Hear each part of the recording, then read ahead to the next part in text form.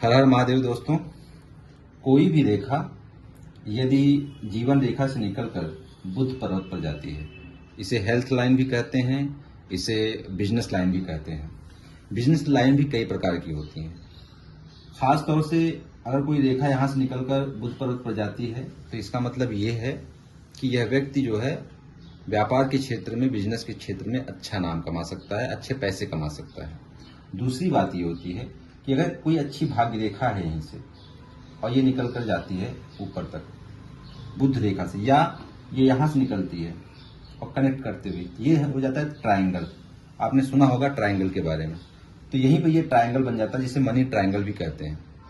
तो यदि business line यहाँ से निकल रही है, यहाँ पे पहुंच रही है, भाग्य रेखा यहाँ से पहुंच रही है और ये अगर यहाँ से भी स्टार्ट हो रही है तो भी ये मनी ट्रायंगल बन जाता है। कहने का मतलब ये है कि व्यक्ति जो है व्यापार के क्षेत्र में अच्छा धन और उपार्जन करेगा।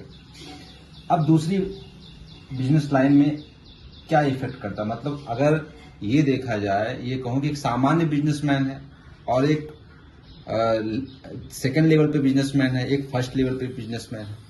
अगर ये बोलेंगे कि बहुत अच्छा करोड़पति लेवल पर या कई सारे उसके व्यापार हैं, पूरे देश में फैले हुए हैं, उनका नाम भी है, तो वहां पर ये होता है कि बुध रेखा का कनेक्शन सूर्य से हो जाता है। ये रेखा कनेक्ट हो जाती है सूर्य रेखा से, तो यहाँ पर व्यापार तो है ही, साथ में एक ब्रांड भी है। उसके बिजनेस का एक ब्रांड है, वो चाहे स्टेट लेवल पे हो, कंट्री लेवल पे हो या इंटरनेशनल लेवल पर हो। यही रेखा ऐसे कनेक्ट भी कर सकती, कोई रेखा यहां से निकलकर यहां पर मिल सकती है। दूसरी बात ये हो सकती है कि सूर्य रेखा यहां से सीधा कनेक्ट हो जाए, तो ऐसे में कहा जाएगा कि जो बिजनेस है, जो उस कंपनी का बिजनेस है, उस कंपनी का एक ब्रांड रहेगा, या उस अम्ब्रेला कंपनी है तो उसके कई सारे ब्रांड रहेंगे। इसमें खास तौर पे एक और बात मैं आपको बता दूं, अगर यहीं पर ये ऐड करते जाइए आप, अगर यही बिजनेस लाइन है और यहीं से छोटी छोटी रेखा ऐसे निकल रही है, तो कहने का मतलब ये है कि उसका बिजनेस, कहते हैं ना कि दिन दूना रात चौगुना, दिन दूना रात चौगुना। अगर उसकी बिजनेस लाइन यहाँ से उसमें एक एक ब्रांचेस ऊपर अपवर्ड्स ऊपर जा रही हैं, तो यह व्यक्ति जब बिजनेस करेगा तो हर दूसरे तीसरे साल में इसका मल्टीप्लाई करेगा, नए नए ब्रांचेस खोलेगा, अपनी इनकम को मल्टीप्लाई करेगा।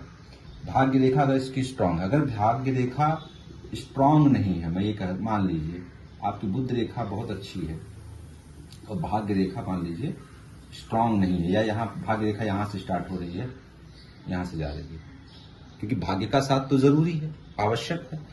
अब क्या होगा कि ये प्रयास तो इसका शुरू से रहेगा, जब से इसने होश संभाला, जब से इसने क्वालिफिकेशन अपनी कंप्लीट किया, जब से बिजनेस में आया, तब से उसका प्रयास रहेगा और यहाँ पर इसको ये तरक्की भी मिलती रहेगी।